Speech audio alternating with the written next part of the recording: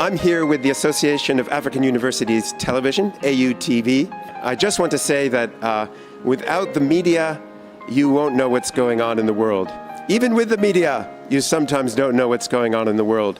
So you need to tune in to the reliable sources who are really on the front lines, who can give you the information you need and give you facts, not conjecture, give you real news, not fake news. And this is the place to find it, AUTV. The voice of higher education in Africa.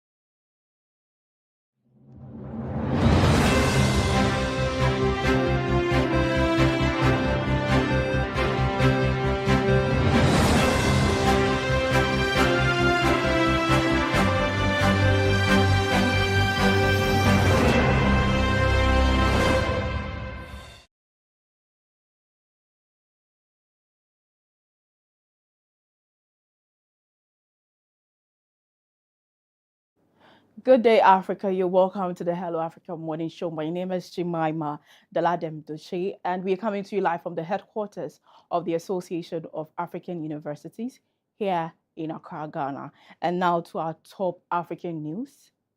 Photocopying or visually inspecting the Ghana card for transactions is now illegal. This follows the coming into force of the amended legislative instrument 2111. The law makes biometric verification mandatory for identical checks, replacing the old practice of photocopying or eyeballing the card. Individuals and organizations who flaunt the rule face fines running into thousands of cedis. The National Identification Authority say the minister will soon brief the public on enforcement. The amended law was laid before Parliament 3 months ago and was gazetted on Wednesday, July 15. It imposes strict sanctions on defaulters. Under the new provisions, an organization that breaches the regulations commits an offense and on summary conviction faces a fine of between 500 and 2,000 penalty units. Individuals found in breach face penalties ranging from 50 to 500 penalty units. The minister responsible for the National Identification Authority is expected to address the public in the coming days on how the amended law will be implemented and enforced. Meanwhile, organizations wishing to integrate with the NIA's identity verification platform have been advised to apply for onboarding by contacting the authority through its designated verification channel. Legislative Instrument 2111, also known as the National Identity Register Regulations 2012, governs the use of the Ghana card. It makes the card mandatory for voter registration, opening and operating bank accounts, buying and registering SIM cards, and accessing services at public institutions. The law confirms the Ghana card as the sole official form of national identification and now strictly penalizes anyone who inspects or photocopies the card instead of using mandatory biometric verification. Moving on. Government will on Saturday, July 25th, begin the final phase of evacuating Ghanaians from South Africa. Close to 900 citizens who have voluntarily registered to return home will be airlifted out following the earlier repatriation of nearly 1,000 Ghanaians after xenophobic attack left many stranded. Ghana's High Commissioner to South Africa, Benjamin Kwashi, says only those already registered and screened will be evacuated, with flights departing daily until all 900 are brought home. Mr. Kwashi made the announcement last Tuesday in a broadcast from Pretoria. He said the President and the Foreign Affairs Ministry had instructed the evacuation for Ghanaians who voluntarily wished to return home, noting that almost 926 people had already been repatriated in earlier phases. He said the Department of Home Affairs and Border Management Authorities had approved July 25 for the new exercise to begin, and that the modalities would mirror the previous 3 repatriations, with officials visiting churches and hotels to coordinate with those affected. The High Commissioner stressed that no new registrations were being taken and that only Ghanaians already registered and screened would be evacuated. He cautioned those who had not registered against attempting to join the exercise. He added that the flights would depart daily from July 25 until all 900 registered persons had been repatriated, with groups notified in advance of morning and afternoon departure schedules. Mr. Kwashi affirmed that this exercise would mark the end of the government-sponsored mass evacuation, after which assistance will be handled on a case-by-case basis through consular services. He credited the President and Foreign Affairs Minister Samuel Okudzeto-Ablakwa for supporting the registration of citizens facing genuine hardship. He urged Ghanaians not to travel to the High Commission unannounced with their belongings, expecting accommodation, and appealed to them to follow the laid-down protocols to ensure a smooth exercise. Also, displaced people in Uvira, Eastern DRC are losing hope after a U.S. ultimatum demanding the withdrawal of Rwandan troops expired on July 15, with no change on the ground. Fighting continues across South Kivu, dashing hopes of a quick return home for thousands. Displaced residents say the deadline brought neither improved security nor any prospect of return, while an independent analyst says international bodies must move beyond statement into concrete action. Displaced resident Furaha Inyota, who fled Katagota, said she was overjoyed when she heard Rwanda would withdraw its forces, but the failure of that withdrawal has renewed her fears of further violence, particularly rape. Prince Katenza, displaced from the Ruzizi Plain, said the community had celebrated the news expecting to return home in peace, but described it as painful that Rwandan forces remain on the front line. Conditions in displacement sites remain extremely difficult, with families saying their greatest need is a lasting return to peace. Another displaced resident, Jean Badazir, urged the United States to ensure the agreements requiring Rwandan troops withdrawal are enforced and called for any Ugandan troop present to withdraw as well, saying communities have suffered enough and no longer want war. For these communities, restoring security remains the top priority so they can return to villages abandoned months ago. Independent conflict resolution analyst Mapenzi Manyebwa said the expired ultimatum with no visible progress raises questions about the effectiveness of diplomatic efforts in Eastern DRC. He called on major international institutions, including the African Union, the European Union, the United States, and United Nations, to fully assume their responsibilities in building lasting peace in the Great Lakes region, with fighting ongoing in Fizi territory and the Minembwe plateaus. Displaced people in Uvira remain in limbo as they await further diplomatic action. The European Union and South Africa have marked 30 years of their Science and Technology Cooperation Agreement, with celebrations in Brussels, followed by the 18th Joint Science and Technology Cooperation Committee meeting. Officials say the partnership signed in 1996 has grown from reconnecting South African researchers with European networks into broader cooperation on public health, green energy, astronomy, and oncology. South African officials describe it as a model of science diplomacy built on co-ownership rather than dependency, even as both sides commit to deepening ties going forward. South Africa's Deputy Director General for International Cooperation at the Department of Science, Technology and Innovation, Dan du Toit, said science and technology collaboration has been the glue in the relationship, describing it as work towards shared objectives. The European Commission called the agreement one of its longest-standing and most comprehensive research partnerships. Since its modest beginnings helping South Africa rebuild scientific links after apartheid-era isolation, the partnership has expanded into initiatives ranging from clinical trials research and renewable energy to support for the Square Kilometre Array Observatory and joint cancer research.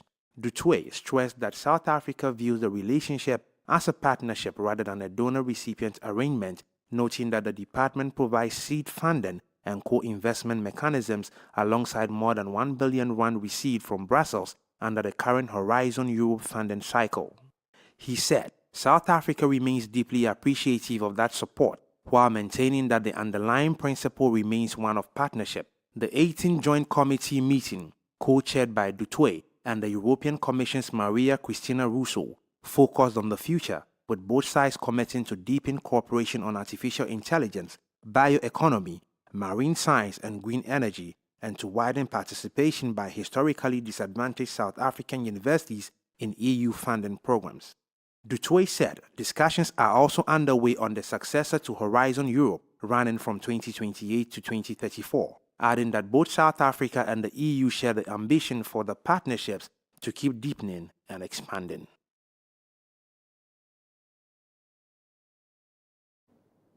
Also, more than a decade after student protests placed decolonization at the center of higher education debate, analysts say South African universities have grown comfortable with the language of transformation but not its deeper implications.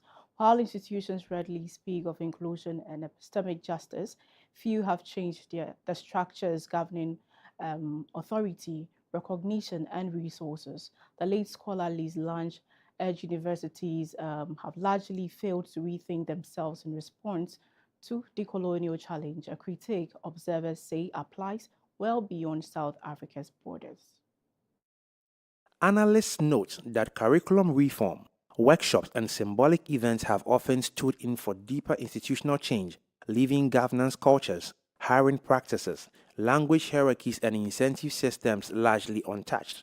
They point to the concept that decolonization is not a metaphor, cautioning that when the term is stretched to cover every desirable reform, it risks losing its political force and material grounding.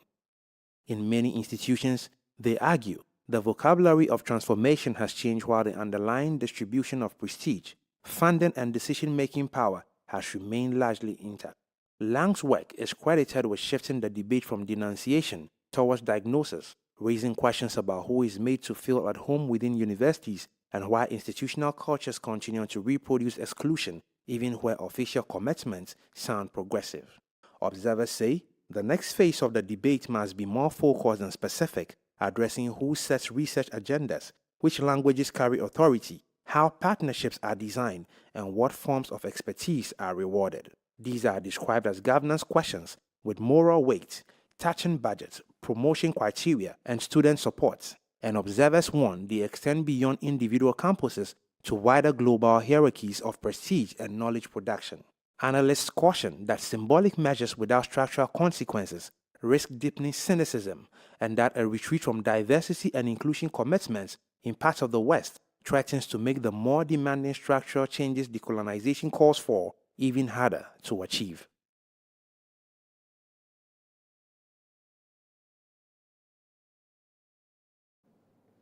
That is all for the top African stories. My name is Jemima Daladem Duche. Up next is News Review. Stay tuned.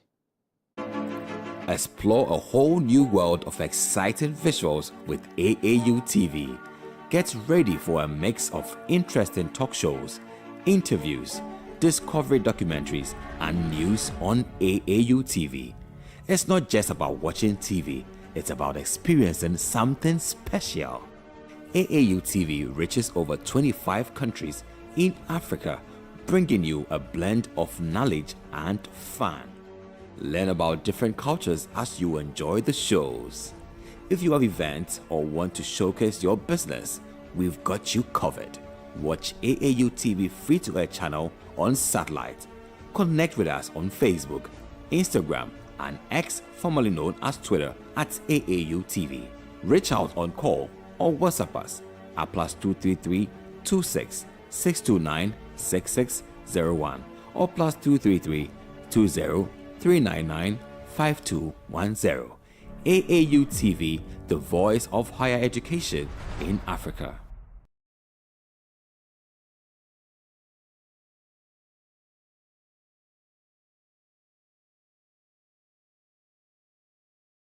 Ever wondered what drives ordinary people to do extraordinary things? Every week, a new story unfolds. But these aren't just stories. They are the journeys of courage, resilience, and vision.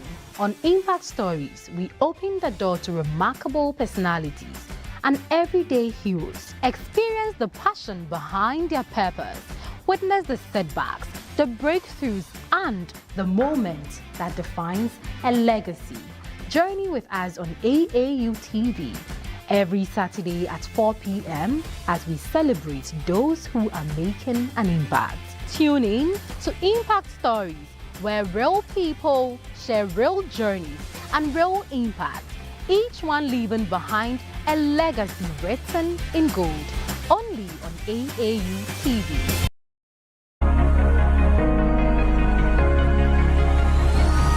Hello Africa, keep watching AAU TV.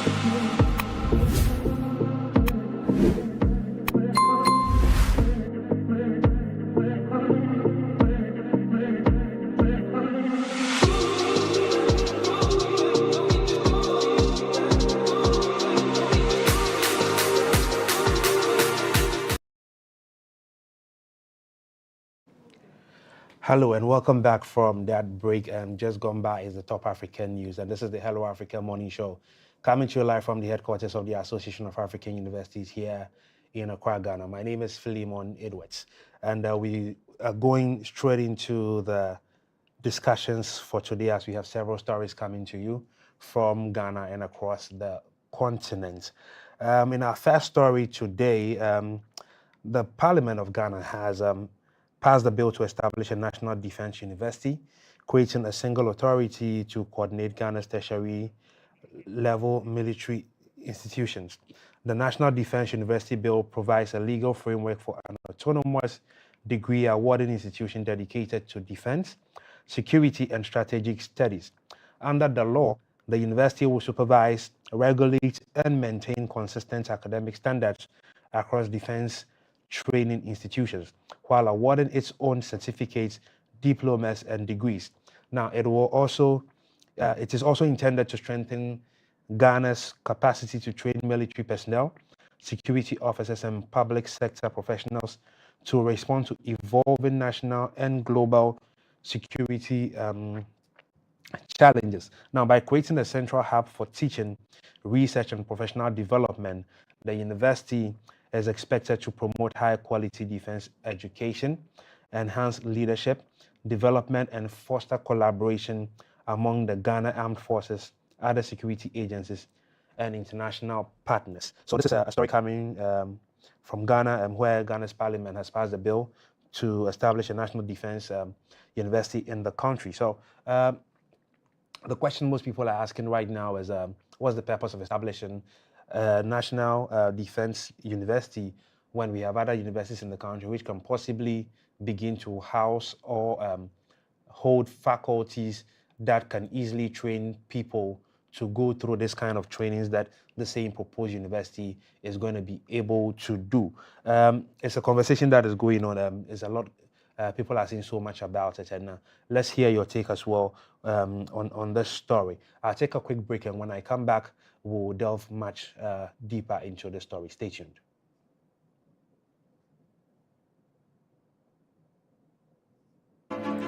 Explore a whole new world of exciting visuals with AAU TV. Get ready for a mix of interesting talk shows, interviews, discovery documentaries, and news on AAU TV. It's not just about watching TV, it's about experiencing something special. AAU TV reaches over 25 countries in Africa, bringing you a blend of knowledge and fun. Learn about different cultures as you enjoy the shows. If you have events or want to showcase your business, we've got you covered. Watch AAU TV free-to-air channel on satellite. Connect with us on Facebook, Instagram, and X, formerly known as Twitter, at AAU TV. Reach out on call or WhatsApp us at +233 26 629 6601 or +233 20 399 5210. AAU TV, the voice of higher education in Africa.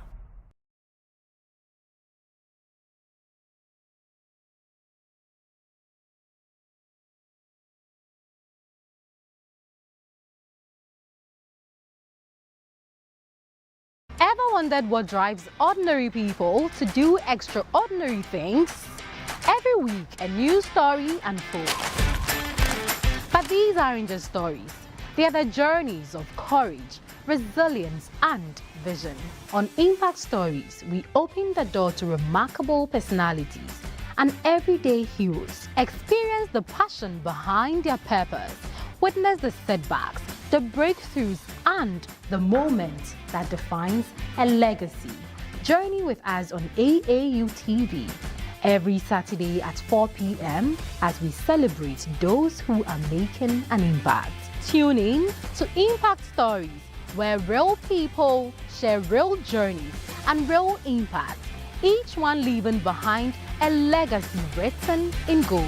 Only on AAU TV.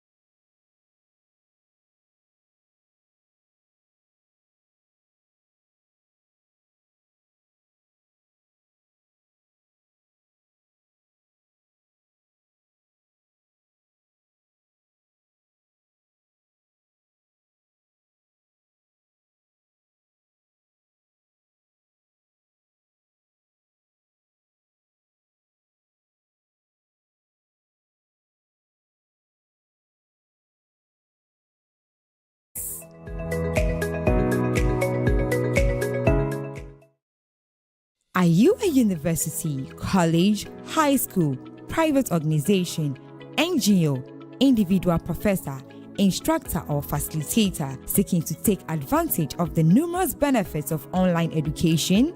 Look no further. The AAU eLearn Africa LMS is a great opportunity to begin your journey to online course development and creation for teaching, learning and training purposes. AAU eLearn Africa LMS, which is a partnership between the Association of African Universities and eLearn Africa, has made available ease to use online learning tools to all stakeholders within the educational ecosystem of the African continent. This is to enhance teaching and learning in the bid to expand online learning opportunities for students in Africa. The online platform is open and available for free to all stakeholders and facilitates virtual access to classes without needing the other tools such as Zoom, Microsoft Teams, among others. For more information, visit www.elearnafricalms.com or contact us via aaulms@aau.org or estherm@elearnafrica.com. Follow us on LinkedIn, Twitter, and Facebook at AAU ELN Africa LMS.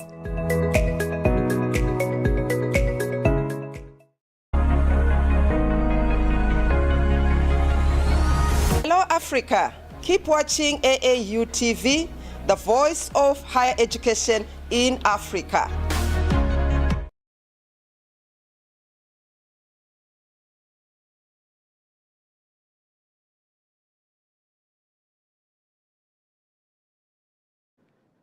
Welcome back from that quick break, and we are still on the Hello Africa morning show here at the Association of African Universities in Accra, Ghana. So before the break, I just gave a brief detail about Ghana's parliament passing a bill to establish the National Defense University. So joining me to do the discussions for today is my colleague Isabella Tetiahina Kwabella. Welcome.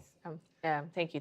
How are you doing? I'm good, thank you. It's been I was about to say I'm fine because I was expecting to say how are you. Oh, great. Yeah. But it's good to know you're fine, though. Great, I'm doing well. It's been a minute on the show. Well, are you trying to say you've missed me on the show? That's a nice way of saying I've missed you. Great. Yeah. Anyway, so in our first story today, Ghana's parliament has passed a bill to establish the National Defense University. Basically, all they're trying to say is that there should be a university dedicated to our security services, the armed forces, immigration, sex, whatever. I mean, all of these people. And the essence of this is that they believe that it will consolidate military training institutions under one authority. And it also aims for consistent academic standards across defense education. Now, the argument that has been going on on the social media and among people is that we have several universities in the country. Would it not make sense to establish faculties in some of the strong universities we already have to manage some of these situations rather than setting up an entirely new university to handle this? What do you think? Well, I think I would support with the autonomous university for that. Instead of, having faculties from different universities. Here, we are going to have a dedicated institution. And so if you know you are interested in military, if you know you're interested in any of the national service, you know that you are going to this school. And when you pass out, of course, you graduate, you just go in for trainings, and then that is it. So to me, I'm in support of the single university dedicated for defense, for national securities, among others. But my worry was, most of this defense, our soldiers, our police, they come from different institutions with different qualifications. We have some in business, we have some in communications, some in security, of course, some in international relations, among others. So how is the school going to operate? Is it fully for defense, or they are going to have other curriculum to it? And how are they going to ensure that this curriculum is meeting the standards like other universities? So that is my worry, or what I'm thinking about, or wondering how they are going to operate. Because if you say a dedicated defense, I'm sure it is going to be solely security-wise, maybe how to manage our border, how to manage the land in terms of security-wise, cyber security, but it's not going to really have business, it's not going to have communication. But I know in the military or in this security services, we have even HR, we have finance, we have administration and everything. If they have TV, they have media, police, Ghana Police TV, for instance. So I am just thinking about how they are going to operate as a university on its own. That's a beautiful idea from your end, because I can agree with you as well that setting up an institution is a very difficult task. But thankfully, we have expert people in the country who can be able to help us do these things. So I also share your sentiments when you talk about what will go into building a university like this, and then how to structure the faculty to fit every kind of course that this proposed university will have. And it is a good thing to think about, because like you mentioned, several graduates from different backgrounds will come up into these institutions, some training for what's it called, probably the military, the Navy, the whatever, just name them, immigration service and all of those things, fire service. So I also agree that we need to be able to set up such that if you're going into, for example, fire service, what are the basic qualifications that you need? Okay. Lately or currently, what happens when it comes to recruitment in our several forces? What happens is that people with whatever background are able to just sign up, and then they go in and all of those things. People have also cried about protocols where, recently when the military did their last recruitment exercise at the Elbag Stadium, sadly we lost 6 ladies. So I am looking at it from the point of view where we can put in proper structures and then be able to, you know, define what qualifications admit which candidates into which program, okay? And it probably will also bring us to that point where recruitment into the several forces will be properly structured. Because like I said, if you're going into fire service, what are the basic minimum requirements that you need? I mean, regardless of the qualification that you have from any university or polytechnic or whatever we want to call it, we need to be able to tell how these qualifications will work and at which rank. You know. And I think with we having a dedicated institution for the defense, you know, the competition, like you said, we had people losing their life when they were going to register to be in the security service.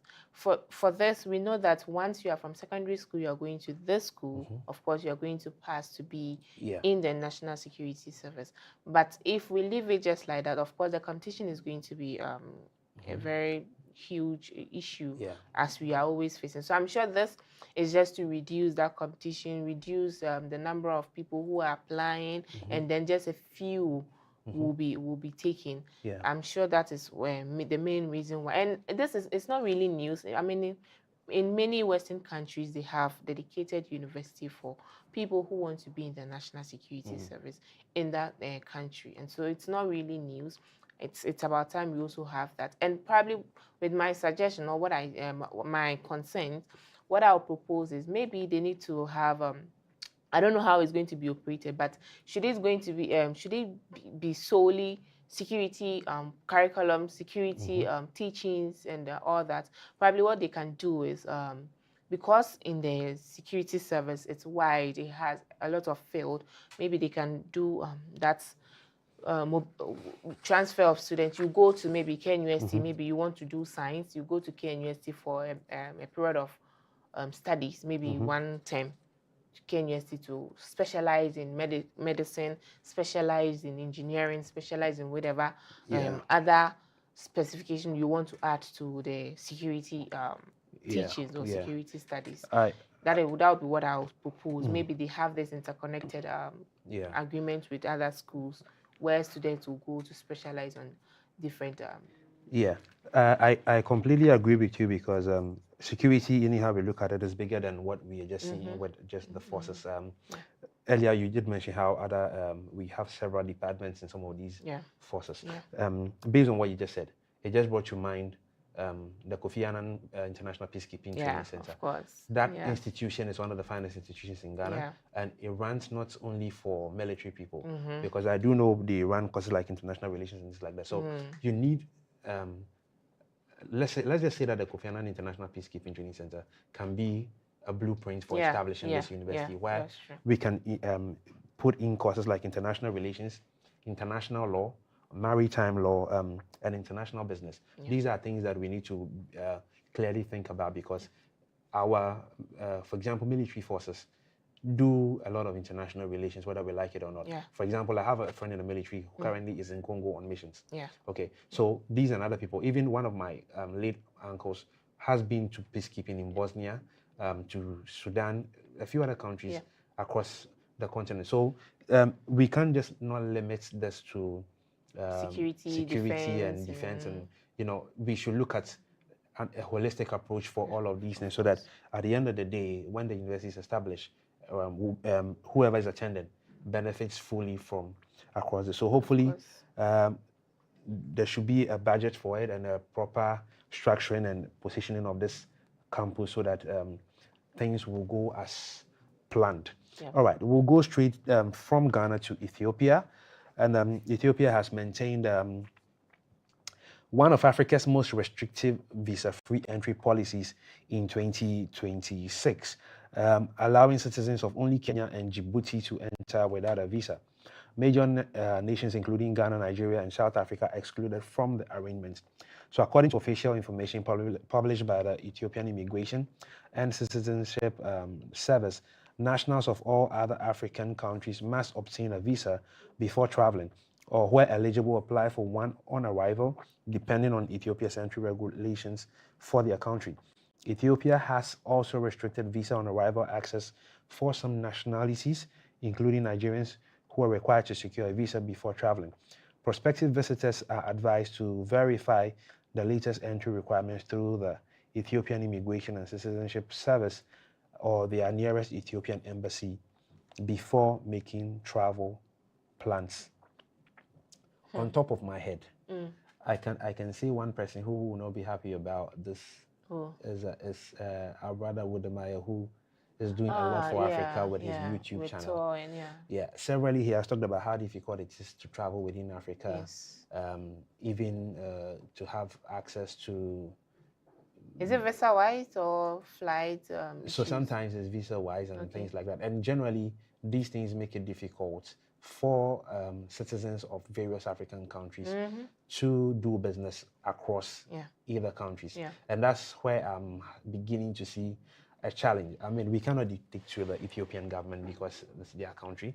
I do not know what, pushed for this decision to be made, but I mean, they might have their own reasons, but I'm looking at it as a situation which is still not clear to me as to if it is going to be for a greater good for Ethiopia or for Africa.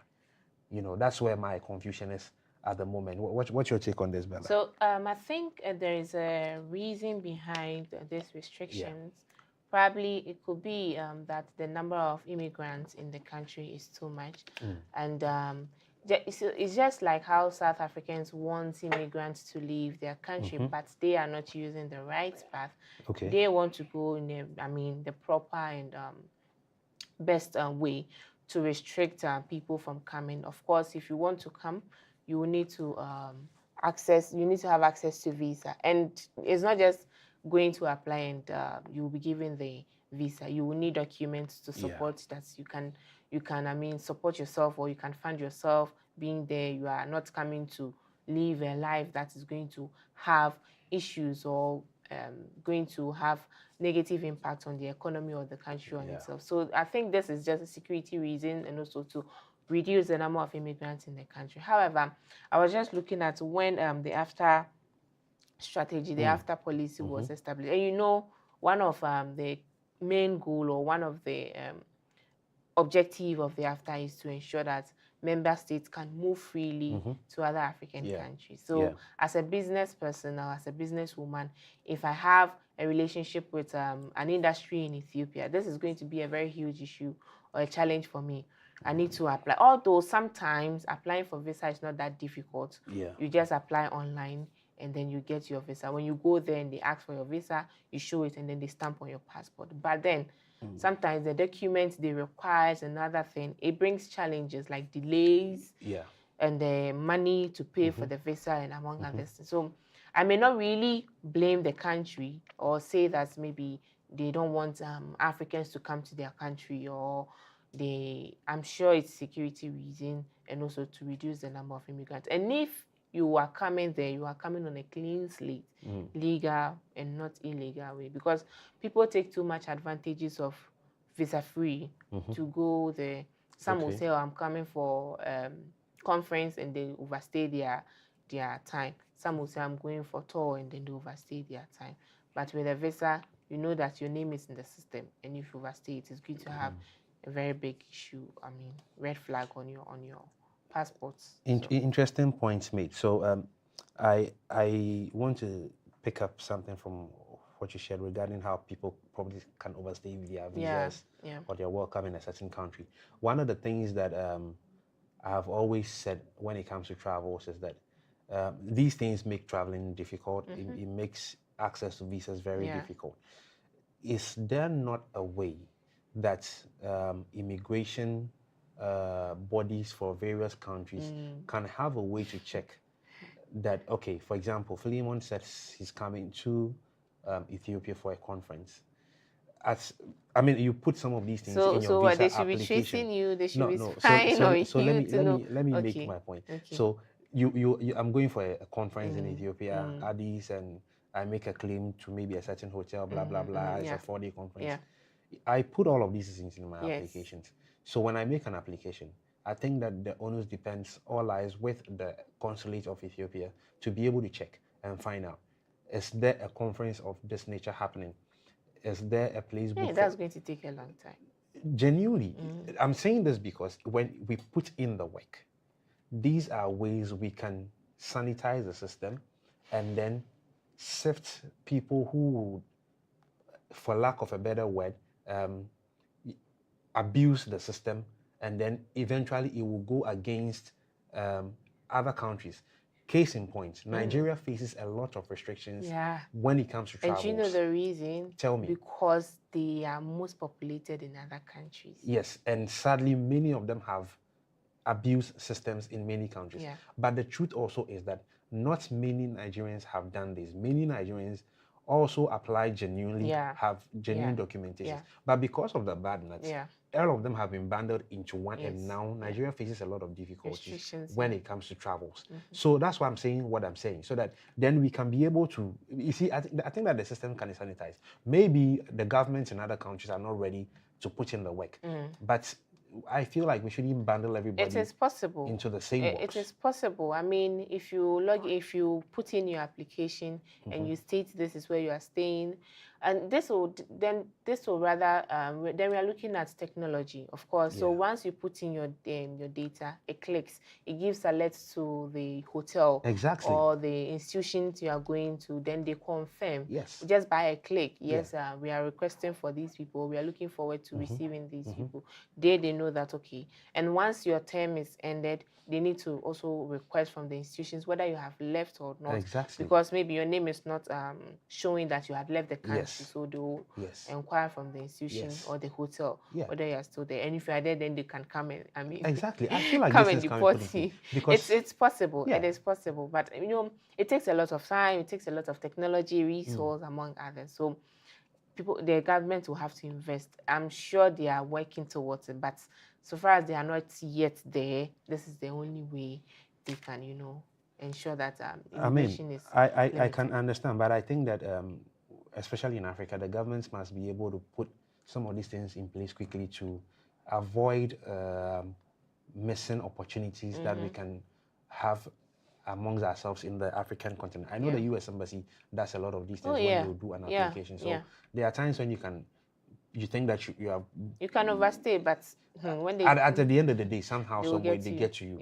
You know, so I feel like some of these things before travels and when you have traveled and you're there should be a system that should be able to check some of these things. Otherwise, it makes it very difficult for some of these things. You just talked about after and how we are thinking about how Africa can unite and have a broader economy by trading amongst ourselves. But if we have such restrictions happening, how are we going to be bridge the gap when we are thinking about business people traveling across various African countries to go do business? Because if these things become a problem, imagine somebody that has genuine business from Nigeria and wants to be in Ethiopia to establish their business or create their coffee. Like Ethiopian coffee, maybe you want to import coffee and then all these regulations. So these are major challenges. So I think that Ethiopia might be doing whatever they want to do because they want to keep their country in a certain state and probably not have like the South Africa sort of situation or anything of the sort. But we need to be clear on some of these decisions, put proper structures and policies in place so that, in quote, the good ones will not be affected by all the bad nuts that we have discovered when it comes to international relations and diplomacy. Because I'm looking at the situation on the opposite side, where now if every other country that does not have free entry or visa-free entry to Ethiopia decides, okay, now we are going to do same for everybody coming from. If they want to retaliate, what does that mean for international relations and diplomacy? That's a huge challenge. And then the things we are trying to achieve in Africa, the AU, I mean, we'll be fighting for nothing. Oh. So this just came to mind since we are talking about visa issues and all that. So did you see the recent release of South African visa-free countries? I heard, but I have not They've expanded the number of African countries that can. And people were questioning, like, I mean, you want people out of your country and you are doing it in a bad way. And now you're also giving free access to people to come to the country. So what else do they want? So I want to assume that if they are chasing people out of South Africa at the moment, they claim they are chasing illegal migrants or whatever out of the country. So let's just hope that this is what it is as they are saying. So that now that they are opening up access for free, visa-free entry, people who come in will go in genuinely, do what they have to do, and leave the country. If your status allows you to stay, I think it's for do 30 business. days. So I mean, so let's establish the, you know, the premises on why we are doing this, who benefits, who doesn't. Like, we just need to be clear about these things when it comes to communication, and then I think that we are good to go. That's you know. true. That's true. All right. Coming back right to Ghana in our next story, the journalists for Responsible Fisheries and Environment has commended governments for revoking Executive Instrument 144, calling it a major victory for environmental conservation. The group said the move restored the Achimota Forest to its full legal status as a forest reserve, reaffirming government's commitment to biodiversity and climate resilience. The organization, however, urged governments to strengthen legal safeguards and intensify enforcement against encroachment, illegal logging, and waste dumping to protect the forest going forward. So in essence, journalists are applauding the government for restoring Achimota Forest to its full legal state again. So basically, the government has revoked the Executive Instrument 144 that and this restores Achimota Forest to its full legal protection.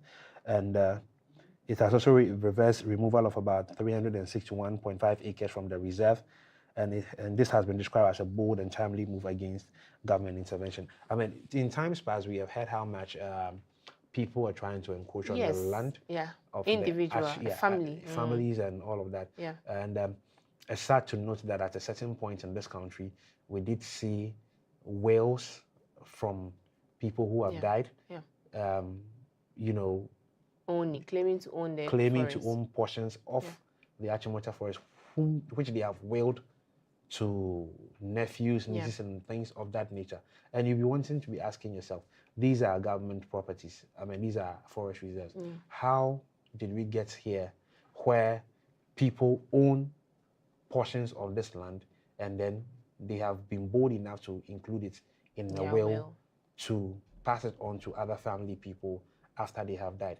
When you think about it, it is very sad, it is very sickening, and I wonder why we do these things. And if we do understand when we say something is a reserve, I don't know if we do understand what that means. Yeah, you are wondering why, and I am wondering how it got to that point. Because, of course, doing your will, you are going to include lawyers, you are going to include legal people, you are going to include people you claim you bought the land from. And so how did it get there? The government had no idea about people claiming to own this portion of the Achimota Forest as their own and willing it to their family members. So my worry is how. But then I'm happy at least the government has taken back their own its land, and I mean trying to secure it or trying to, you know, preserve it for what it's needed. And it's very important because currently there are a lot of industry. We are talking about climate change. And if we really want climate resilience, this is one of the options to have a forest reserve, which is going to help in carbon emission, among others. So if the government does not stand strong or, and also ensure that its regulations, whatever rules or regulations that is needed to protect the forestry is not there, or even if it is there not being implemented well, then it is going to affect the whole country, not even Accra, the whole country. And so we need to, as a government, they need to first of all congratulate them for, making this a priority, and also ensuring that it is safe from other people and not being so, because sometimes when you look at the landmark, I've seen comparison of then and before. You can see that they are cutting the land bit by bit by bit. You see restaurants, you see hotel around, you see houses around. Even you see like people are trying to, you know, get hold of the forestry, which is very sad.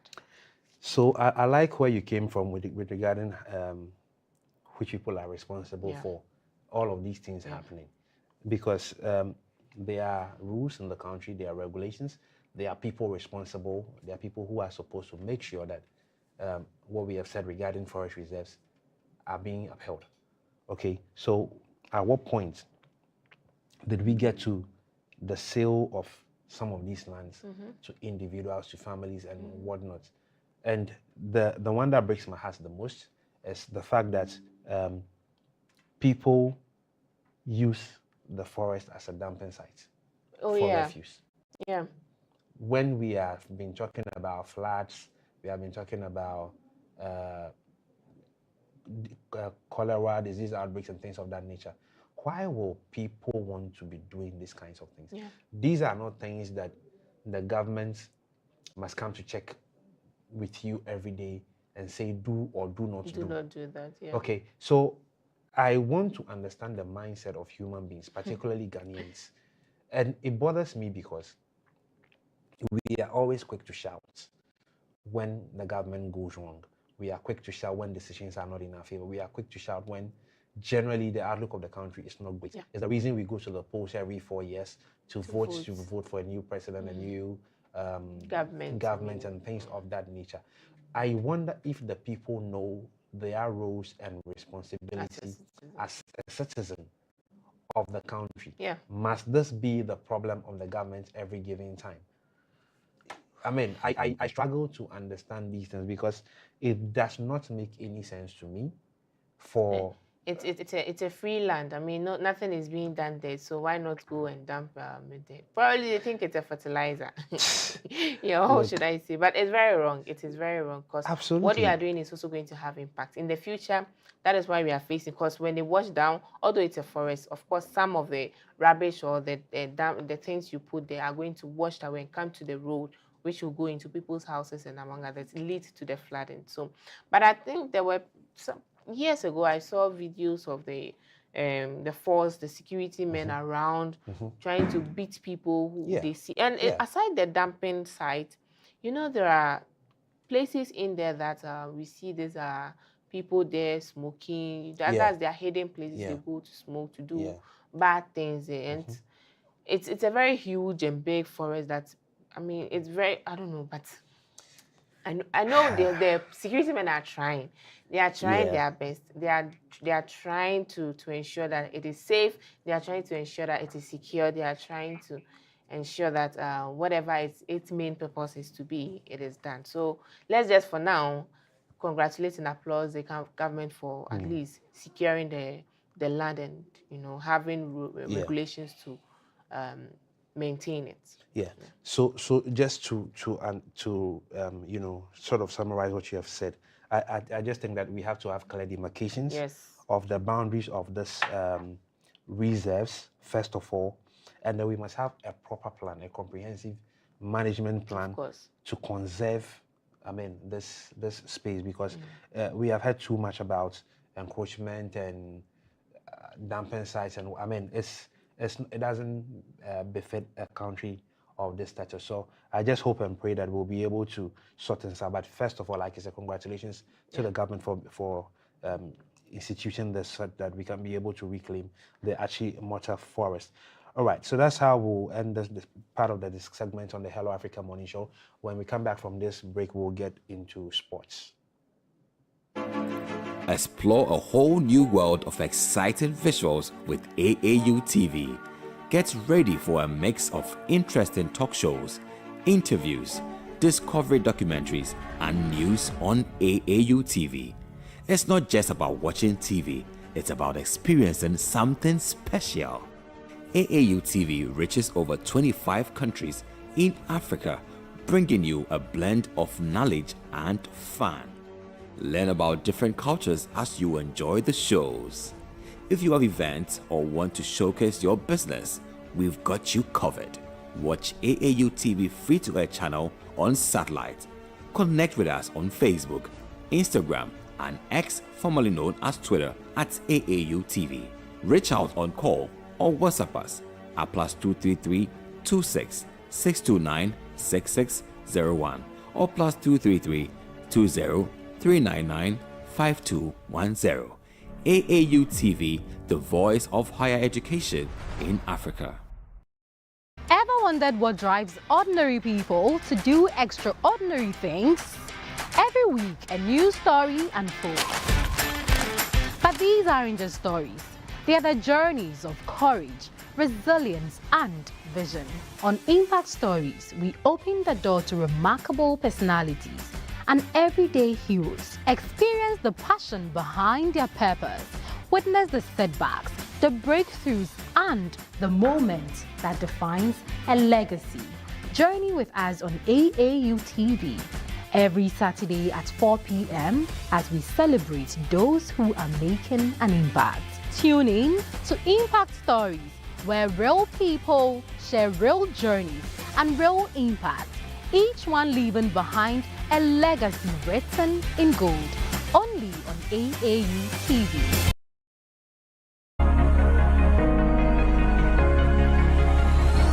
Hello, Africa. Keep watching AAU TV, the voice of higher education in Africa. Are you a university, college, high school, private organization, NGO, individual professor, instructor or facilitator seeking to take advantage of the numerous benefits of online education? Look no further. The AAU eLearn Africa LMS is a great opportunity to begin your journey to online course development and creation for teaching, learning and training purposes. AAU eLearn Africa LMS, which is a partnership between the Association of African Universities and eLearn Africa, has made available ease to use online learning tools to all stakeholders within the educational ecosystem of the African continent. This is to enhance teaching and learning in the bid to expand online learning opportunities for students in Africa. The online platform is open and available for free to all stakeholders and facilitates virtual access to classes without needing the other tools such as Zoom, Microsoft Teams, among others.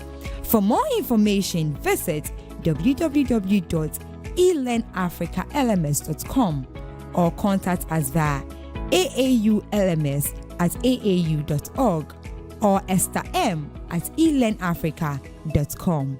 Follow us on LinkedIn, Twitter, and Facebook at AAU eLearn Africa LMS.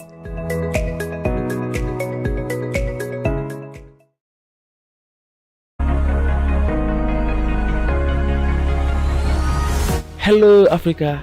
Keep watching AAU TV.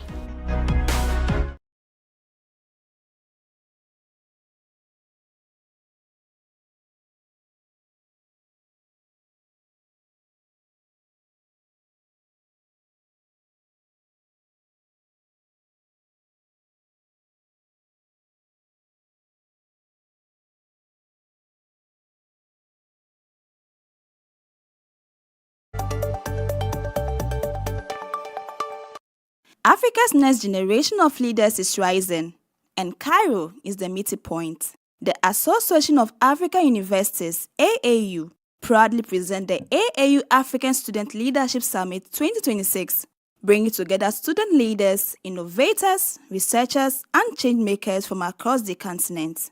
Happening on the 17th to 19th of August 2026 at Cairo, Egypt. This is more than a summit. It is a continental platform for leadership, collaboration, innovation, and shaping the Africa we want. Register now using the link on your screen. For more enquiries, call or WhatsApp us on the number on your screen or contact via email showing on your screen.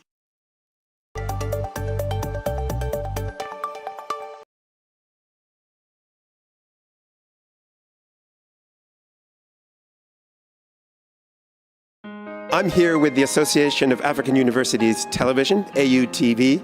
I just want to say that without the media, you won't know what's going on in the world. Even with the media, you sometimes don't know what's going on in the world. So you need to tune in to the reliable sources who are really on the front lines, who can give you the information you need and give you facts, not conjecture, give you real news, not fake news. And this is the place to find it, AUTV. The voice of higher education in Africa.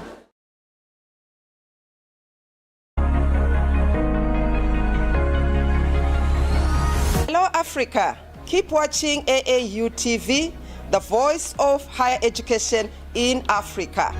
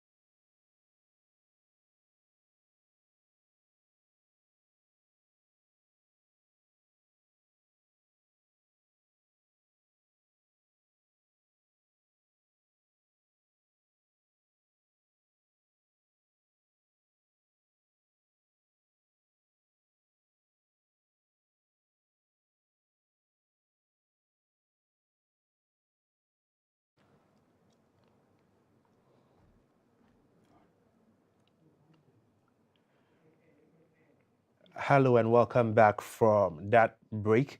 And this is the Game on Africa segment on the Hello Africa Morning Show. And gentlemen, you are welcome to the segment today. How many of you are smiling and how many of you are frowning?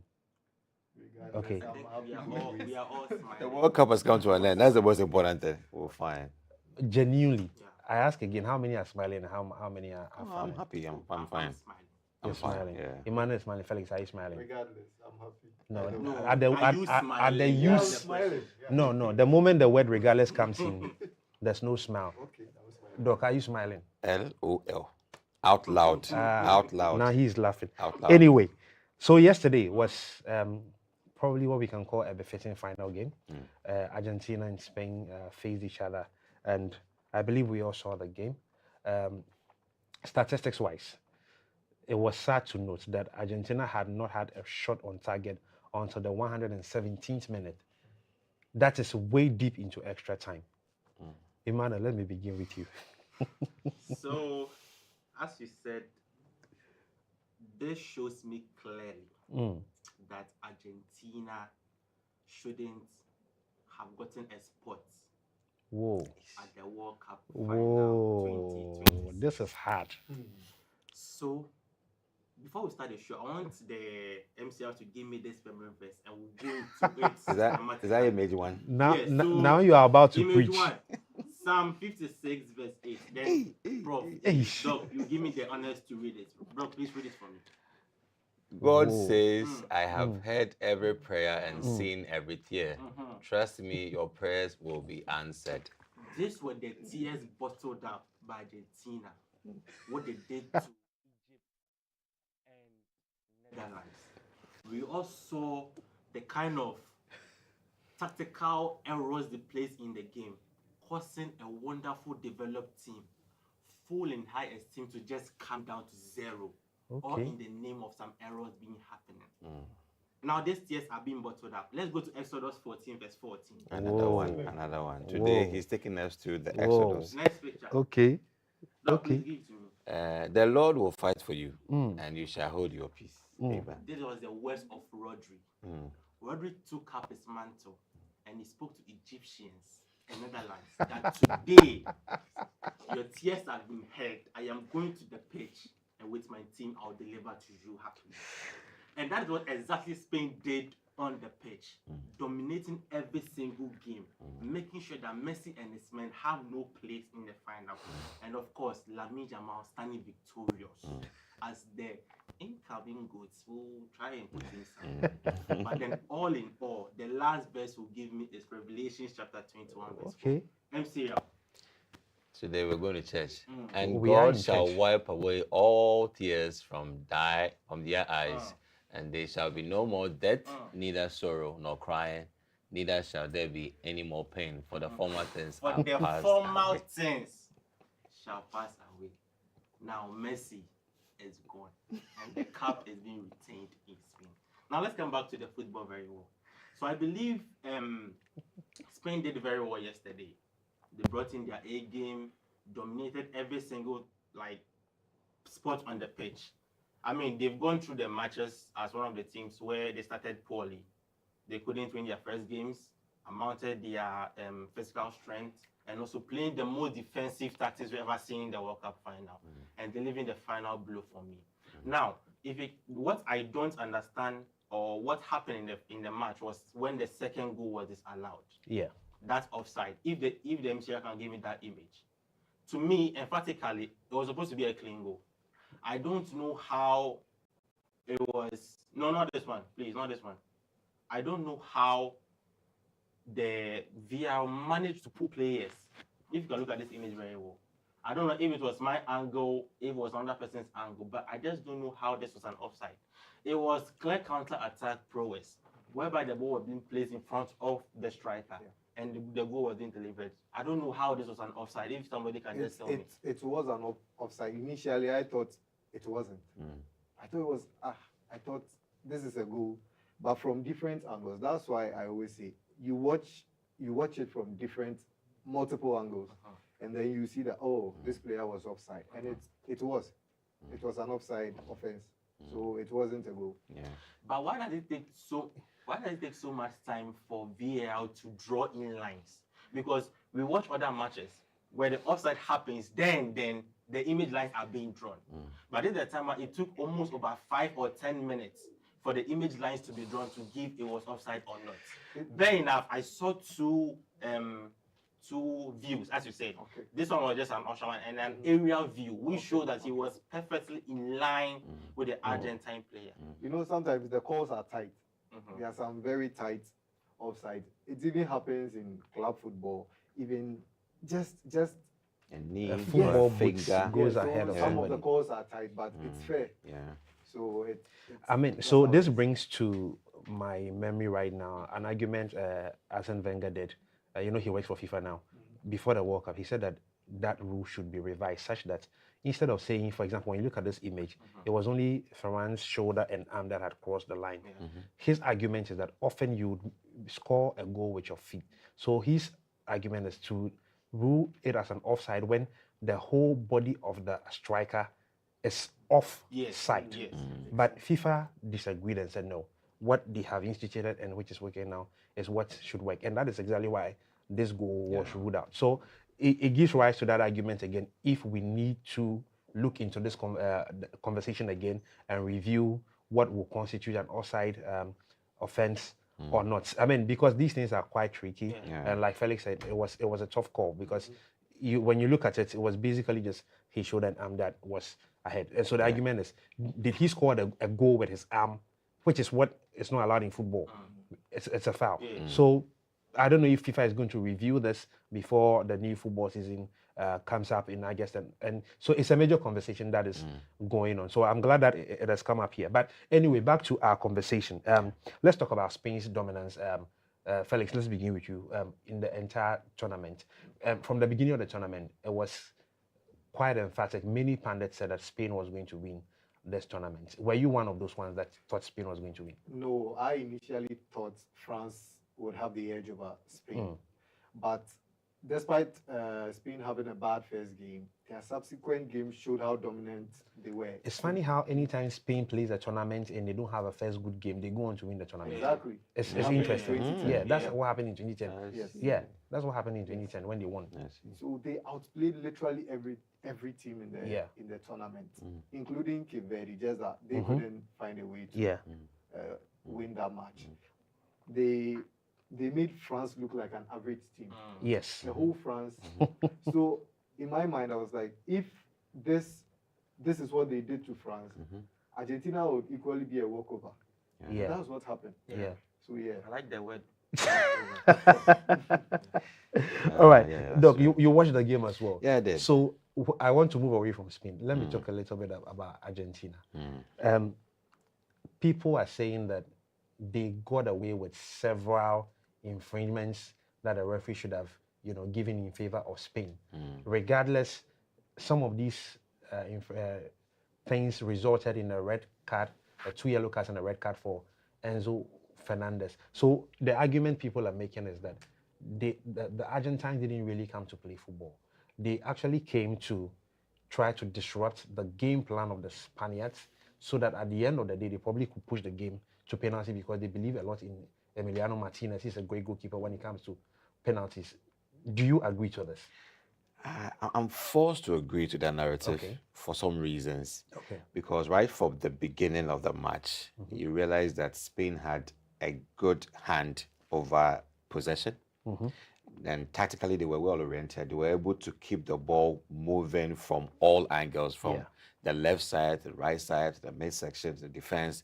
And I was trying to compare them to any other team in the tournament who does that. And it was quite hard to find a team that is able to hold on to a ball for a whole 45 minutes and can make Argentina move up and down. The Argentines were so frustrated. I was very frustrated. And then I realized that Argentina's weakness is there's a strength that Spain has to hold on to the ball, gain possession, and be still looking for ways and means to attack. And they didn't have it. I think their greatest strength is when the ball is on loose. Messi just rushes in there and then a crossing can do something. But when this time they had lots of people attacking them and holding the ball to themselves, where is Messi to move with that ball? And you realize that at the end of the day, frustration will set in, and Enzo Fernandez will begin to misbehave. Yeah. As a matter of fact, Paredes was very fortunate not to be sent off because he had. I think that he was the guy who was spared the most, and he was very lenient. Very lenient. And unfortunately, at the end of the game, he was seen heckling the Spaniards. I mean, holding somebody's neck, throwing punches here and there. It's interesting that there's no information yet as of if he will be sanctioned or punished or anything like that. But I really think that it was a no-no. I mean, you've lost the game. I mean, that's what it is. Take it and then walk out. I mean, you saw Messi when the game was ended. He graciously took a seat on the pitch. I mean, the game is over. There's nothing else to do. So I think that maybe if FIFA can do something about that, maybe it will be a good thing. Anyway, let's look at what's it called? Messi's should we say possible final at the World Cup. He hasn't said that he's retiring from international football yet. If he makes it to the next World Cup, he'll be 43 years. This year's World Cup oldest player was 41. We haven't seen beyond 41 years. Is there a possibility he could make it to the next World Cup? Well, I think it's possible because he's a great player, no doubt. Messi is a very good player. If he can keep his body in shape, keeps his mentality high, and also do what he does best on the pitch. I think, age is just a number. He can just amount himself again with his team and come to the next World Cup. I'm also advocating the same thing for Ronaldo. He'll be 45 or so, but if the guy is still in great shape, is in great form, he can command his team and also deliver the best. There is no age to football. Everybody can just give in their best. It looks like Doc wants to say something about Ronaldo. Yeah, there's something wrong there with the Ronaldo issue. You see, Ronaldo's comeback is going to be difficult. Messi, I understand. The Argentines have been able to model him as an idol. And it gives you that kind of strength, that renewed energy to want to play with them because they all love you and they want you to lead. But Ronaldo's case, instead of fight is within, he's not fully accepted within the team as someone they should model. So he's struggling for relevance. Look at how he struggled with the first match with forgotten, but that performance, he felt quite lost. And when he got his first goal, he said he was back. He was back to us. But funny enough, you realize that the João Cancelo, Fernandez and co were blaming him for obstructing their chances. How can you do that to the GOAT or to the semi-GOAT? That means there's a problem. So his comeback is going to be an issue unless they resolve to honor him and revere him and make him play his free lead role like he does in all the club teams. It will be a challenge. Messi has more chances of playing at the next World Cup compared to Ronaldo. Not in terms of age, but in terms of versatility. Messi's vision can enable him play as an attacking midfielder. And maybe at that time too, Argentina would have a different strikers there. So Messi wouldn't have to play as a striker because he wouldn't really be effective because at that time he wouldn't have his pace at all.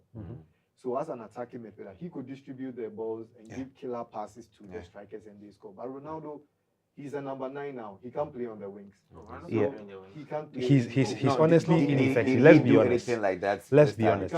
He has metamorphosed into a great striker at the moment. We all know he started off as a winger, but lately he's playing more as a striker. The kind of pace we knew Ronaldo had back then is not what he still has again. Often in games lately he's lost. Let's just be objective about it. I know how much you love Ronaldo. So much. You see, well, I believe, yes, at a point Ronaldo wants to be singled out and carry the whole team on his shoulders to prove that he's CR7.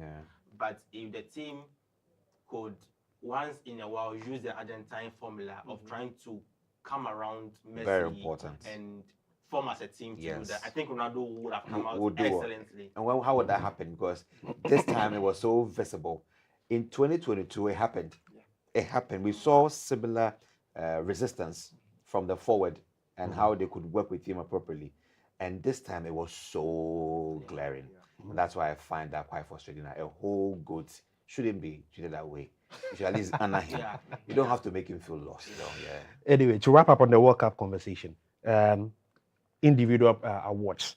Rodri wins Golden Ball ahead of Lionel Messi. You are a Messi fan. Yeah.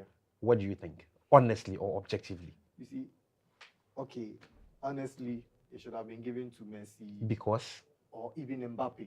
I believe Mbappe deserves it. Okay. But once you're in the final, all the awards goes to the winner. It happened in 2022. So it's more or less, okay, you're in the final, you won. They'll give all the awards to. So you think that Rodri didn't deserve it? Yes, he didn't deserve it. Okay. He had a very good tournament. Yeah. But he didn't deserve the Golden Ball. Okay. All right. No problem. Doc, what do you think? Yeah, I mean, how much did you hear of Rodri right from the beginning of this tournament? Okay. It's just right after their victory over France that you saw that, oh, there's Rodri in there trying to do a good work with the midfield. So, I mean, it's unfortunate. I was also in the same condition thinking that Mbappe has, I mean, the match goes, he should be rewarded, but because he couldn't make it to the final, you can't merit all that. So you have to accept that condition the very bitter way and give it to somebody who played a very much more key role within the victory of the Spanish. Do you share the same sentiments? I feel we should go to Rodri. Okay. Because there's one thing that we don't look much into football with. We all pay attention to the front lines, the wingers, the strikers, and forget those who are making the vital impact at the defensive line. Yeah. Rodri is the kind of player, I mean, looking at his stats in Man City, it's always somebody who can lead that defensive prowess. He knows how to command his central midfield and his defenders to make sure that the ball it is not, left or dispossessed. Yeah. He is the key person that helps in the defensive approach with the coach's tactics. He is the main reason why Spain has been championed as one of the teams with the great defenses. So I believe if you can hold your fort as a captain, as a leader, he deserves the Golden Ball. Yeah, and he's also been awarded by UEFA. Okay. I think some years ago he was given that Ballon d'Or. He's won the Ballon d'Or before. Yeah. So I actually think that he deserves it better than Messi. Yeah. And he's the unsung hero in this tournament, if you ask me. And so in the next World Cup in 2030, Spain are going in as the defending champion. Fortunately, Spain is hosting, Portugal is hosting, along with Morocco. We'll leave that conversation to what happens in 2030. God willing, we are still here. We'll see how Spain begins, because they have quite a younger team compared to like this Argentine team that goes in. And one of the things I just want to say before we get out of World Cup is that Argentina must begin to think about life after Messi. They do. Before he left Barcelona, do they have a life after Messi? They will have a life regardless. I'm saying that because before Messi came on to join Argentina, there was Maradona, there were people like Ochega, there was Diego Simeone. I mean, Argentina cannot be downplayed when it comes to football. They won the World Cup like 3 or 4 times. So they are powerhouse when it comes to football. But they have depended so much on Messi for so long, for at least the last 15 to 20 years. So life after Messi is what they need to think about. Yeah. So I don't know how they're going to take it, but it's my objective analysis here, because when he was going to leave Barca, the season before that, I did tell somebody that Barcelona must begin to think about life after Messi. And we also how Barcelona struggled before they put themselves together. It wasn't easy. So Argentina must begin to think about it, because just in case he doesn't make it to the next World Cup, for whatever reason, they have to think about it. Anyway, in the next story, quite interesting. So let's listen to this and then give me your objective analysis on this, because it has a lot to do with Africa.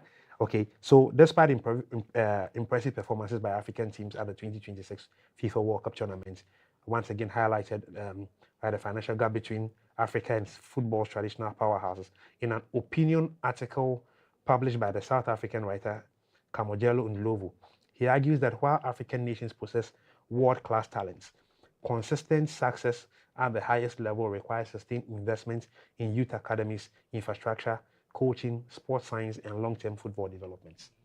So basically, this gentleman, Kamojelo Ndlovu, is just telling us that when it comes to football in Africa, the challenge has to do with money, mainly. And he's saying that money makes a difference.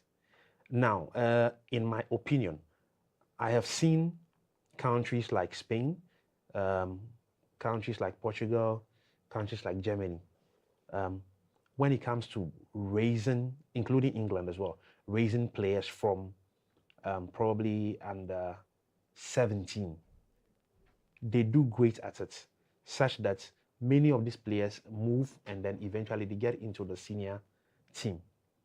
How can African teams be able to follow suit, to do same? Are we going to say that it is because these nations are more richer than African nations that they are able to do these things or not? Because the argument for him is that because of money, we are unable to develop players, okay? But these countries, in my opinion, and which is widely also accepted, have academies.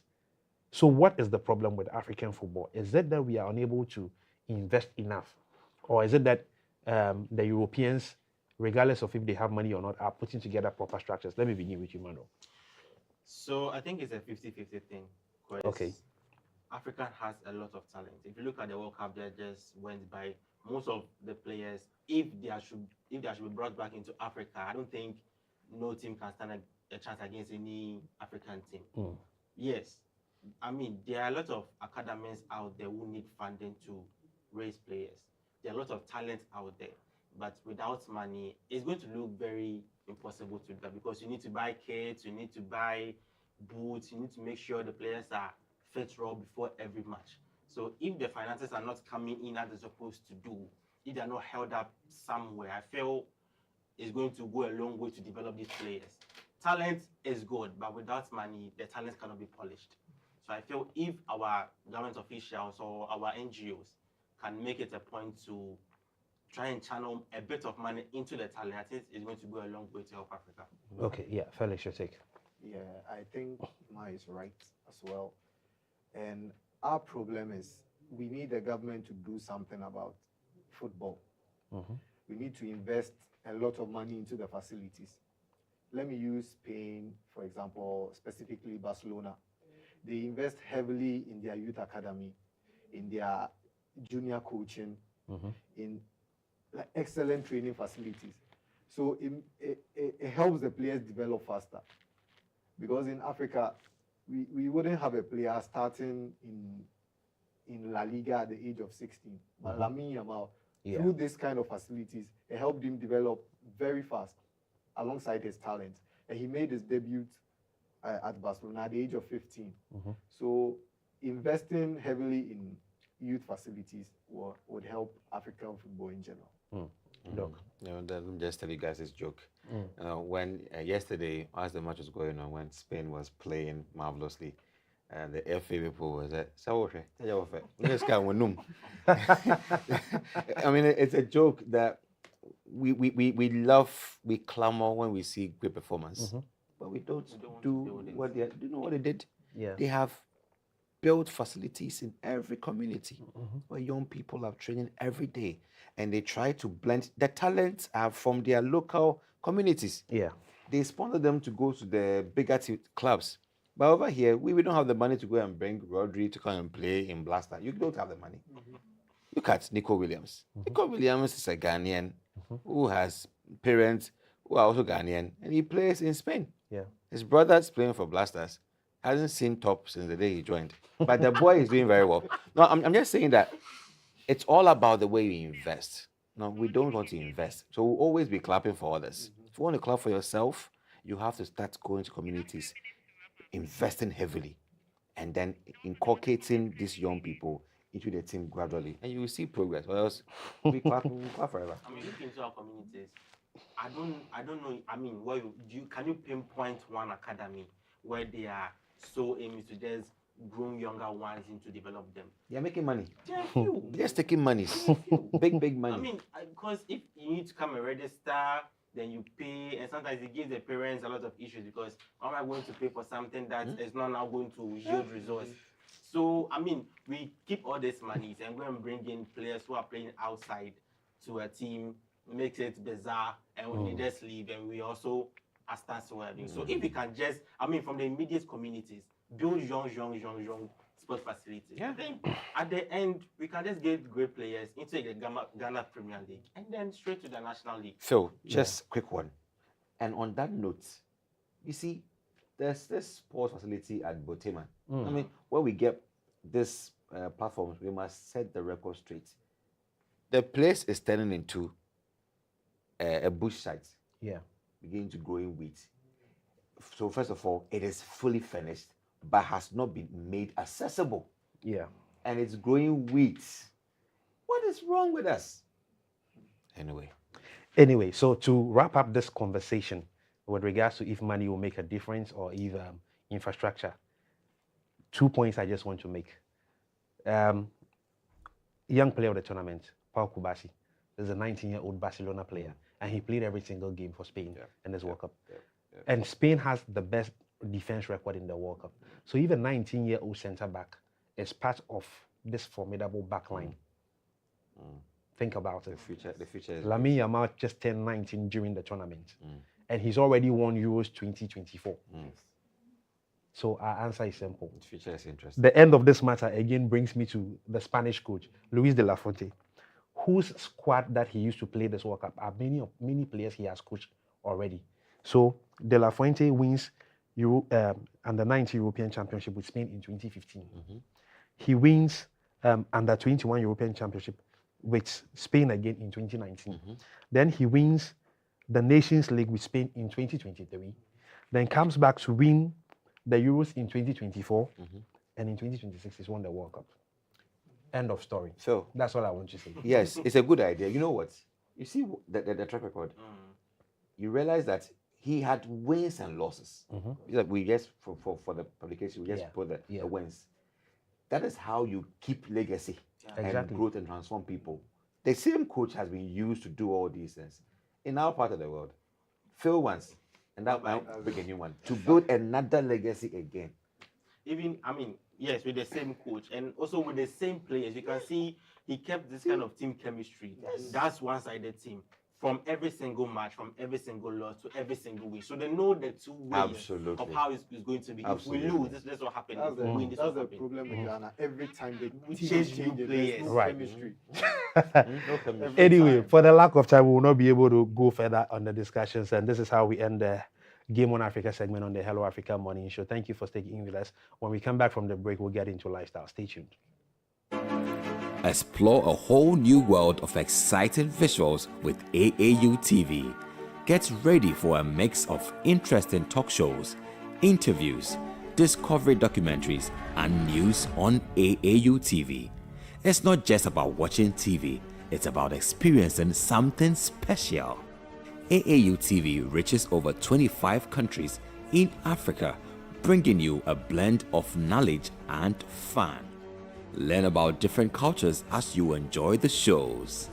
If you have events or want to showcase your business, we've got you covered. Watch AAU TV free-to-air channel on satellite.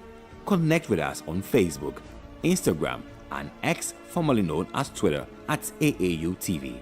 Reach out on call or WhatsApp us at +233 26 629 6601 or +233 20 399 5210.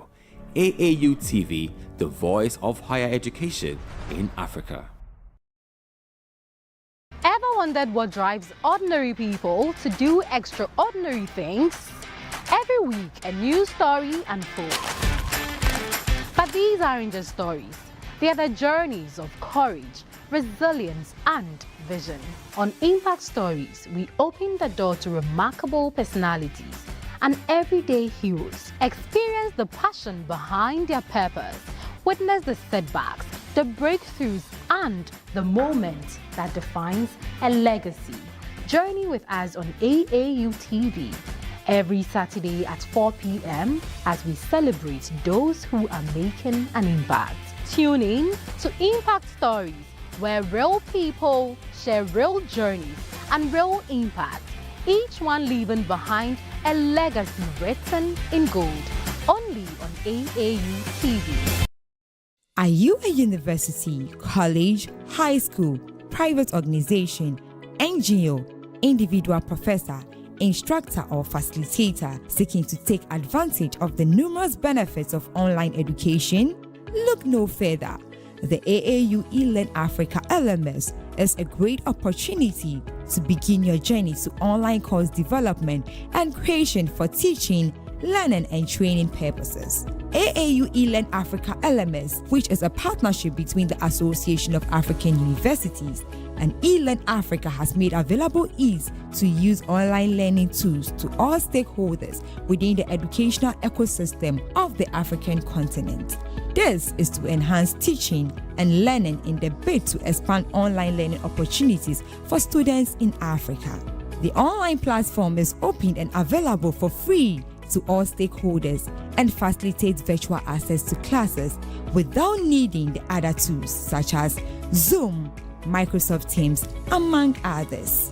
For more information, visit www.elearnafricalms.com or contact us via aaulms@aau.org or estherm@elearnafrica.com. Follow us on LinkedIn, Twitter, and Facebook at AAU eLearn Africa LMS.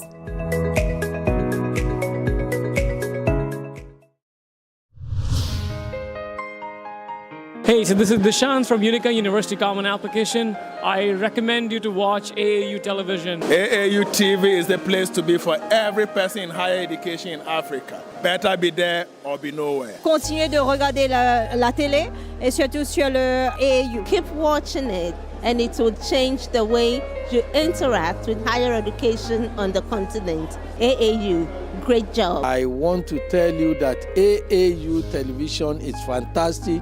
It's educative, it's informative, and it is a must for anybody who is interested in higher education in Africa. When I was in Accra last year, I did an interview on this TV.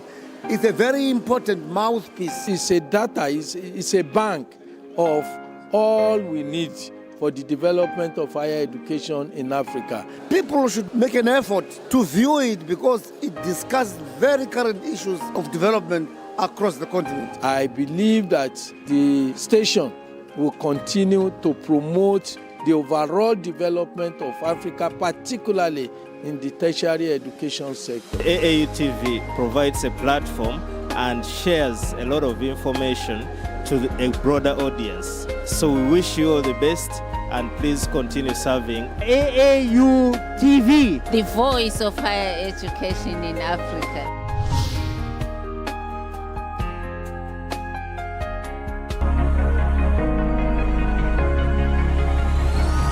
This is Hello Africa on AAU TV.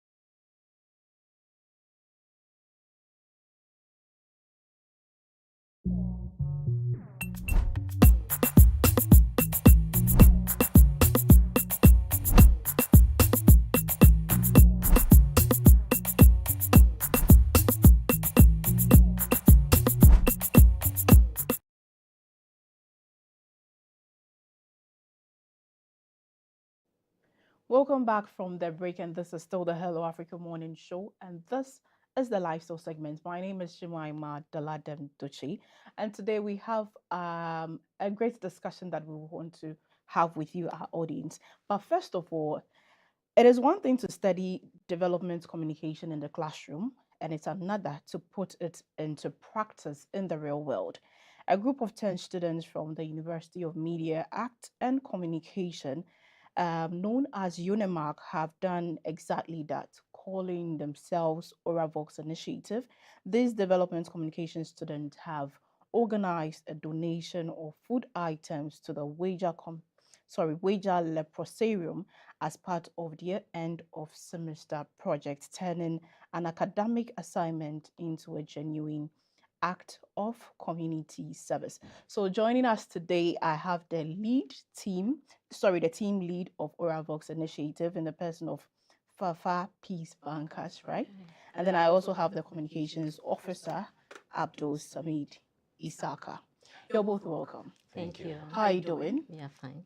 Good. Okay, so I hear of OraVox Initiative, but first of all, the name OraVox Initiative, the name OraVox is very interesting. So I want to ask you, what preempted the name OraVox? Why OraVox? Yes, any of you. Okay, the name OraVox, there is two Latin words. Okay. So Ora means the voice, and then the vox means speech. So more or less like we want to give voice to the less privileged, to the marginalized in the society. So that is that's how the idea came out with the name OraVox. Yeah.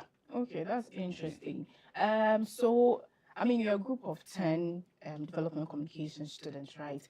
How does the donation drive? How does a donation like this drive connection to what you're studying in the classroom? I think, Fafa. Okay, a donation like this drives to the connection in a way that, as a development communication student, we have to have empathy on people out there. And a donation like this, when it comes to we decided to select the Weija Leprosarium because we realized that there are lots of people out there who know nothing about it when it comes to leprosy. Myself, I stay around Weija, but I've never even passed that place. But out of this project, I've been able to go there to see how it is. So how can we as students of development communication students spread the news when it comes to educating the community, the public about leprosy, when it comes to the stigma that comes with it, how to support them, because there are people out there who need support. Family have abandoned them. The leprosy community is trying to help them, but they cannot do all that.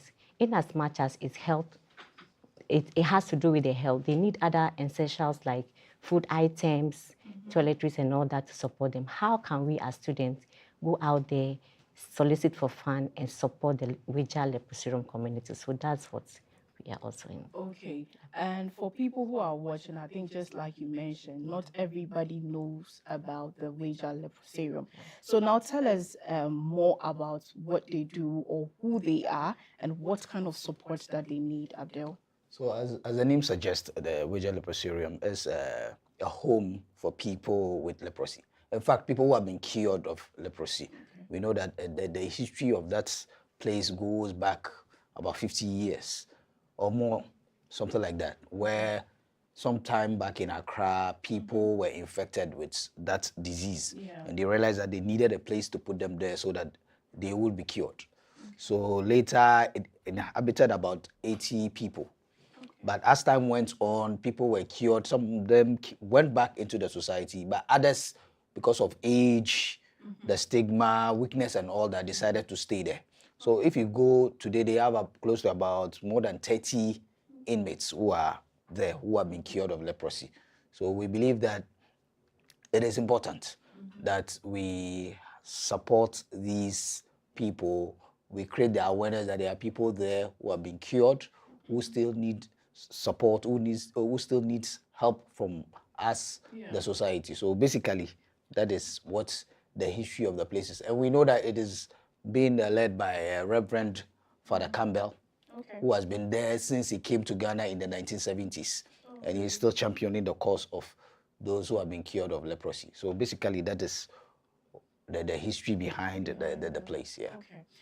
So now let's go down to the initiative, Fafa. I know that planning such initiative is not easy.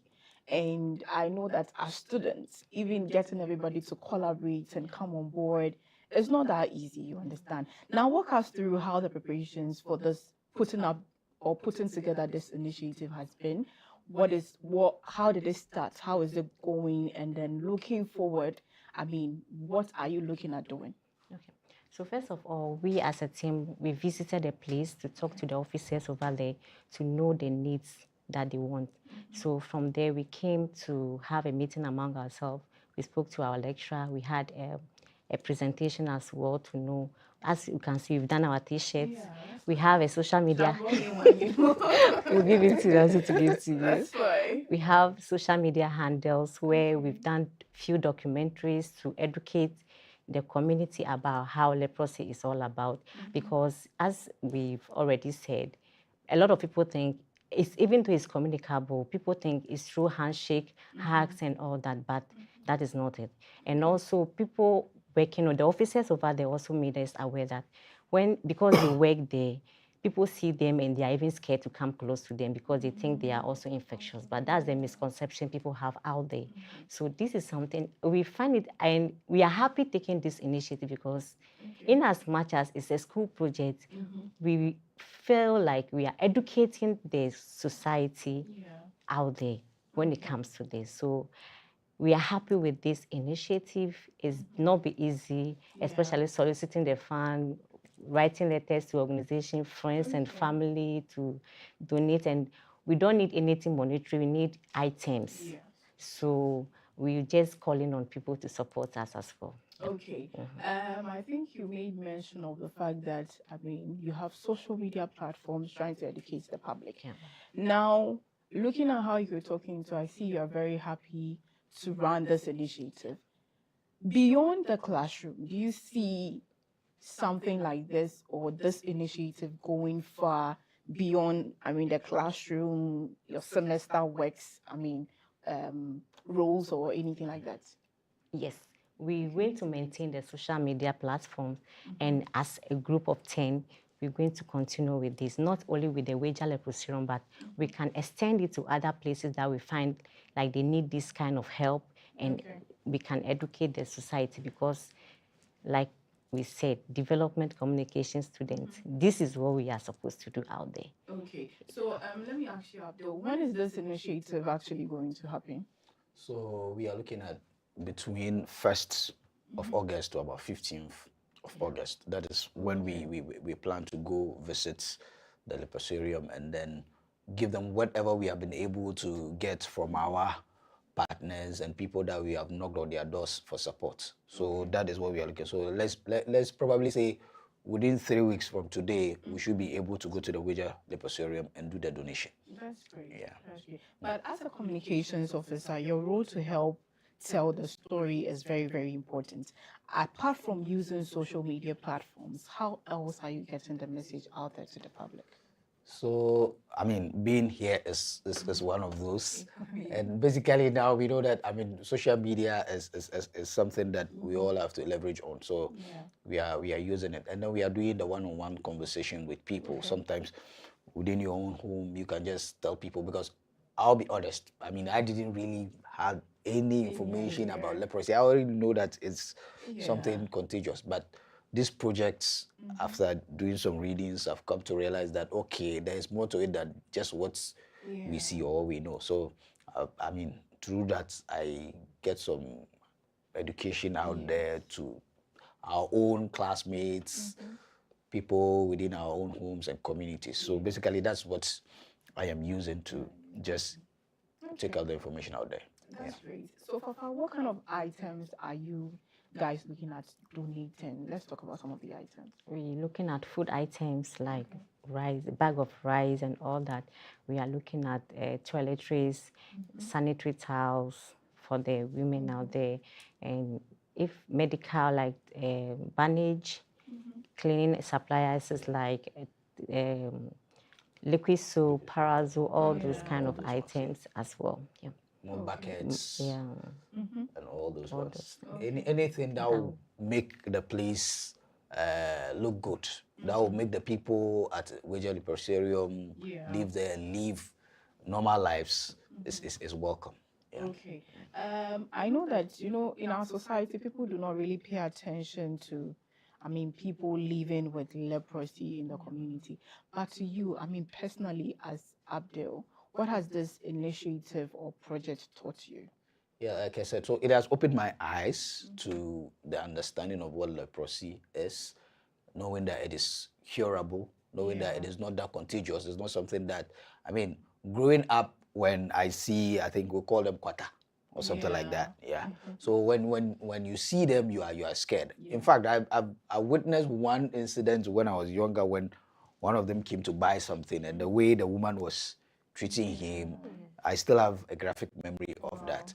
But later now I've come to realize that, okay, it is not that contagious, and and I've realized that it doesn't affect only the ants. Sometimes affect the skin and all that. So, but it is curable, and most people have been cured of it. So even though you can see some things that shows that they have the leprosy, they are not harmful. They are people that you can get closer to. So it has opened my eyes to these things, and realizing that not only leprosy, but there are other diseases people are living with that we need to embrace within our society just to reduce and end the stigma. Yeah. Okay. That's great. That's very great. Fafa, what message would you like to send to other students, or let me say other young people who are watching, about the role they can also play in trying to, put out such information or spread the information across? Okay. What I want them to know is that in as much as leprosy is communicable, it is not something we should be afraid of. It is curable, and for them to spread the news out there, they should try and read more about it and educate people as well. And education, as I always say, starts from the home. Our family, the majority of us in the house don't know what it is. So if you read something and you know something about it, let someone know. Tell a friend to tell a friend that this is how it is. Okay, so now I think this question will be for both of you. What has this experience, taught you about development communication and the kind of, profession you want to become? I'll start with you. I've realized that development communication is critical, especially in our part of the world where Ghana is a developing country, and there's the need to rally all the people to make sure that development initiatives are given the needed understanding for people to buy into whatever, whether it is government or non-governmental organizations who are initiating such projects. So development communication has really opened my eyes to these things, and I've realized that it is something that Ghana as a country really needs. These projects, as we are going, I realize that, okay, that is what we should do, because the moment you're able to communicate to people and let them understand the need for what is there to be done, then they are able to get a buy-in. So I think it has opened my eyes, and then I'll encourage more people to go into it so that we'll be able to have more of such people within our society. Yeah. All right. How about you, Papa? Just as he said, we always say that this kind of communication, development communication, is poor man's job. There is no money. You have to involve yourself in it. You have to invest in it. Don't go into it thinking that I'm making money out of it. Go into it knowing that you are here to help people. You are here to have empathy, to educate people, to assist people. I love it because personally, that's what I do. So when it comes to this kind of thing, because I have an NGO as well for children and women over there, so in my village. So when it comes to this kind of job, I know the time consuming in it, the money you have to put in it. People think you are doing this and maybe you've got some donor somewhere. But every amount you use, you have to account for it. So when you go into it thinking that, oh, I just want to make money, you regret that you are part of this. So for the youth out there who want to study development communication, they shouldn't think that they are going to do study development communication just for the money. Not for the money. They should have the heart, the love for it. With that, everything will be okay for them. Okay, thank you so much. It's been an amazing conversation, and hopefully you invite me for the initiative.